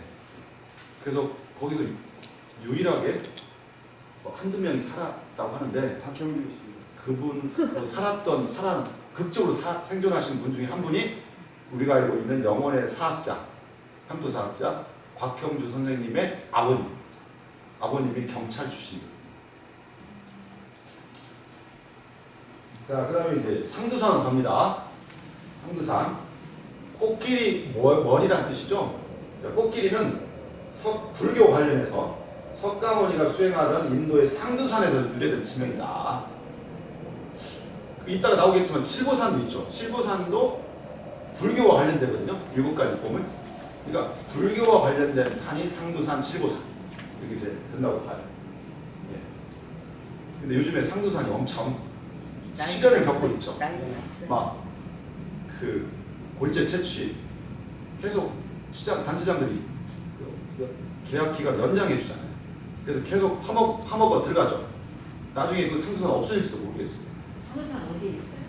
옹동하고 웅동. 산회면 아까 그 지금실 김계남 장군이 살았던 곳 그쪽 산회면과 옹동면 그 사이에 있습니다. 상두산이 굉장히 좋은 산인데 저도 여러 번 올라갔어요. 자, 그 다음에 성황산 소개하겠습니다. 성황산은 이게 제가 지금 정읍만 이렇게 써놨는데 여기 정읍에 4개가 있어요. 성황산이 4개가 있다는 사실 아셨습니까? 4개가 있어요. 호부, 정읍, 정읍. 정초랑 비슷한. 예, 저기 다 써 있어요. 태인초랑 비슷한. 태인, 칠보, 그리고 칠보, 무성성. 무성성은 뒤편. 그래서 왜 그러면 성황산이라고 다 이름해 붙였냐? 정답은 여기가 다 관아가 있었던 곳, 치소가 있었던 곳, 사또가 있었던 곳, 뒷산은 다 성황산이라고 했죠. 왜냐? 그 고을을 지켜주는 도시의 수호신이 성황신이거든요. 성 둘레를 우리가 해자라고 하죠. 해자. 성이 있으면 그 둘레 외적을 막기 위해서 구덩이를 파거든요. 웅덩이를 뺑 둘러서 그거를 이제 우리가 해자라고 하는데 그걸 이제 성황신이 그걸 주재한다고 생각해요. 그래서 고을을 지켜주는 신, 성황신이기 때문에 성황산이라고 했고 거기에 성황단을 또 만들어요. 성황신을 모셔요. 네. 성황사가 있죠, 보통은. 자, 그래서 여기 해자, 아까 성둘레, 이 고을의 수호신, 성황산이 있습니다. 정읍에 4군데. 근데 아까 3개 고을은 이해가 되는데 왜 7번은 성황산이 있냐? 거기가 과거에 태산군의 치소가 있었던 곳이라는 거죠. 제가 생각할 때는 무성서원도 아마 관아짜리로 저는 생각합니다. 관아, 원래가. 자, 그 다음에 이제 시산. 여기는 이제 아십니까? 시산. 칠보 있죠, 칠보. 시산리. 근데 원래 이 한자 이거 안 쓰죠? 말시자. 우리가 시를 쓴다는 시자를 멋있게 썼는데 원래는 주검시자를 써, 주검시. 시치할 때. 시치할 때 시자를 썼죠. 칠보면 시산리 136m밖에 안 돼요. 금방 올라가요. 한 30분이면. 제가 올라가 봤어요. 2번. 네, 근데 밖에서 봤을 때 이렇게 피라미드 같이 아주 뾰족하죠. 대시산군의 그 시산이 여기서 이제 비롯이 되는 거죠. 태산군으로 이게 바뀌었고요. 태산, 태일 그거의 이제 근원이 되는 산이 시산입니다. 자, 그 다음에 이제 아양산 소개합니다. 아양산. 정읍 시내 대표적인 산이죠. 관하에서 바라봤을 때 남쪽입니다. 그죠? 근데 이게 이제 문제가 생긴 것이, 우리가 보통 이제 집에서 앉으면, 이렇게 딱 앉으면 뒤에 병풍이 있잖아요. 그럼 병풍은 높고, 이 책상은 낮에 하잖아요. 이게 안산이라고 하거든요. 풍수에서 안산, 주산. 근데 주산 성황산이 정읍에서는 동초가 뒷산을 말하는데 그 산이 이 앞에 있는 애산, 저 아양산보다 낮아요. 아양산이 높아요. 생각해 보세요. 이 앞에 있는 책상이 높아버리면 어때요? 불편하겠죠. 그래서 이런 형세를 역세 형국이라고 하거든요. 뒤집어진 형국, 병풍과 책상이. 그래서 이런 고을에서는 외지인들이 더 득세한다. 원주민보다 외지인들이 득세한다. 이렇게 보통 알려져 있거든요. 그래서 저는 이제 정읍의 원주민인데 제가 득세를 못 따는데 저는 그나마 문화원에서 강의를 하기 때문에 저는 출세했다고 생각해요. 처음에 돈 버는 사람 다 나오고 외지인들이 다 여기 와서 돈 벌어. 우리 원주민들은 길을 못 펴요. 대체로 그렇다는 거죠. 먹고 그죠. 통금 하고 여기 오신 분들 다 혹시 외지인이십니까? 혹시 정읍에서 태어나신 분? 혹시 아니 제가 구체적으로 할게요. 한번 다시 정읍 시내 태어나신 분? 지금 시내 출신입니까? 지금이야 시내. 지금은 아니 원래 태어나신 분? 아니 지금 이제 행정적상은 좀 쉬요. 그래요. 어딘데요? 용계로. 용계동. 거기는 이제 과거 개념으로는 소상면. 보급권이죠. 보급권인데 시내권. 저는 시내에서 태어났거든요. 저는 그 관통 주유소 근방 거기서 태어났는데 제가 토백이 제가 아양산이 애산이라고 돼요. 슬플 애자를 써서 애기를 거기다 애기가 옛날에 유아상국 높았잖아요. 유아상학국이. 네. 애기가 죽으면 공동묘지가 있어요. 그게 공동묘지가 그 남쪽에 있는 아양산이거든요. 그래서 슬플 애자를 썼지만 원래는 애장터 애를 묻었던 곳. 지금의 전북과학대학 그곳이 공동묘지였어요. 원래. 그거 알면 학생들이 놀랄 것 같은데 그런 흔적이 하나도 없죠. 그래서 여기 보면 애산이라고 했죠. 애산, 슬플 애자. 사실은 애기 애자 써도 돼요. 그래서 아산이라고 원래는 해야죠. 아장터라고 해요. 애장터. 그러면 이 아양산은 어디서 왔냐? 요거는 큰 높은 산 아자에 큰 바다 양자죠. 높고 큰 바다. 아주 거창한 스케일이 큰 그런 이름이고요. 아요산이라고 하는 산 이름에서 따왔어요. 아요산, 아양산. 그죠? 그래서 그 넘어가는 고개도 아요라고 볼 수가 있어요. 그 넘어가는 고개를 아요. 그 다음에 이제 이 아자가 그 우리 현대그룹을 창업한 정주영 씨. 아산 정주영이죠? 네. 그래서 아산병원인가 하잖아요. 아산병원. 네. 그 아자하고 똑같아요. 자, 그 다음에 구절제. 아까 조금 언급했는데 99개의 굽이 뭐 많다는 거죠. 99개가 99칸 김명관 고택처럼 산내면 구절 쪽으로 가는 고개다. 영조 때 박인걸이라고 하는 이 자선 사업가가 길을 닦았다. 그 불망비가 옛 고개 마을에 서 있다고 하는데 도착했어요. 저기 기절지 정상 네. 올라가잖아요. 있어요? 네, 여기는 홀딱 올라가면 산내면인데 있습니까? 그 네. 왼쪽 산 있는 쪽이 아주 작아요. 네, 찾아보겠습니다. 이분이 한 일이 또 태일의 대각교를 네. 또 만들어줬죠. 또 저기 또 무슨 골재 순창 쌍치 넘어가는 고개 거기도 도로를 닦아줬다는 설이 있어요. 이게 사실이죠. 그래서 정읍에서 대표적인 자선사업가 하면은 박인걸. 이분은 조선 영조 때 인물로서 그래서 이분은 우리가 노블리스 오블리제 그죠? 그런 말을 합니다. 자, 그 다음에 이제 노령. 노령은 우리 노령산맥 할 때 노령이잖아요. 노령산맥이라고 이름 붙인 사람은 일본 사람이에요. 원래 노령산맥은 없어요. 사실은. 노령은 갈대가 많다고 해서 갈제라고도 하고 위령이라고 하는데 산 꼭대기에 무슨 갈대가 있겠습니까? 없습니다. 주로 억새죠, 억새. 근데 옛 사람들은 억새하고 갈대를 혼용해서 써요. 혼용해서 그냥 섞어서. 그래서 이제 갈대가 있고 갈제가 되는 거죠. 근데 문제는 이게 정읍에서 장성을 넘어가잖아요. 그러니까 이거를 정읍갈제라고 해도 되고 장성갈제라고 해도 되죠. 근데 뭐라고 하죠? 모든 사람이 다 장성갈제라고 불러요. 정읍갈제라고 하는 사람은 하나도 없어요. 왜 그럴까요? 정읍에서 장성으로 가니까 그렇죠. 누구 중심입니까? 이제 우리 고행자들. 아니 보행자인데 아니 전라남도에서 넘어올 수도 있잖아요. 그러면 정읍갈제라고 해야잖아요. 아니 전라남도 사람 입장은 그렇지 않아요? 그 사람들은 그렇게 부르고 우리는 또 장성갈대라 그래. 그 사람들은 정읍갈제라고 할까요? 몰라요. 그 사람들도 여전히 장성갈제라고 해요. 네. 왜 그럴까요? 자, 또 하나 힌트 드릴게요. 우리 내장산에서 순창 넘어갈 고개를 뭐라고 하죠? 그건 순창갈. 순창갈제라고 하죠. 정읍갈제라고 하는 사람이 없어요. 근데 거기 갈제와 이 갈제는 한자가 다르죠. 거기는 한자가 뭐라고 해요?